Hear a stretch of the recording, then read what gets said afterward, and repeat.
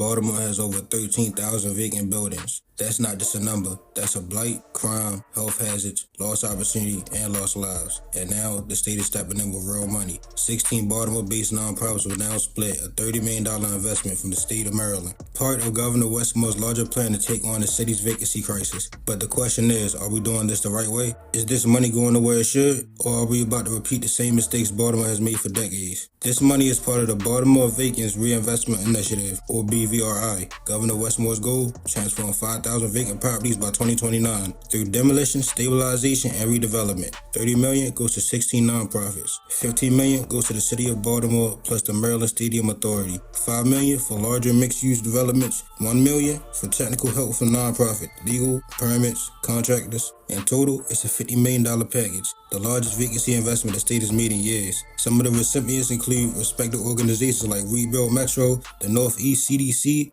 and Black Women Build Baltimore. These are groups with real track records of turning blight into hope, building homes, lifting blocks, creating opportunity. But not all organizations have a clear history of success. And here's where we need transparency. Who's measuring impact? What's the timeline? What happens if they fail? Baltimore has seen money before, and we've all seen it disappear into bad contracts, failed projects, and vacant buildings that stay vacant for decades. So here's what people are asking. Who's tracking this funding? Will these nonprofits face public audits? Is the permanent process fixed? What happens when the money runs out? One of the biggest complaints from developers, nonprofits, and residents is permits and delays. You get a grant, but wait 18 months just to start construction. That's a systematic failure, and throwing more money at it won't fix it alone. Let's be clear, this is real money, and it's going to the right type of effort. Instead of top-down contracts or out-of-state developers, the money is going to local leaders, people who live here, work here, build here. That's a major win. Governor Moore is also creating a support fund, over $1 million to help these groups with the legal and technical work they often can't afford. That's smart. That's how you scale grassroots work. But if we want this to actually work, here's what we need to add. Real-time transparency. Every dollar spent should be trackable by the public. Weekly updates, dashboard timelines. Permit reform. Fast-track permitting for approved nonprofit housing projects. If the state is giving out the money, it needs to also speed up the process. Community hiring requirements. If we're rebuilding Baltimore, Baltimore residents should be the one paid to do it. Every funded group should have a percentage of local hiring, especially black residents who've been displaced or unemployed. Public accountability. All 16 nonprofits should give public quarterly updates. The city should host public review sessions. Affordable housing guarantees. Vacant buildings can't just turn into luxury units. We need price caps, rent controls, and pathways to ownership. $30 million isn't a bad thing. It's a start, but we've seen too many starts go nowhere.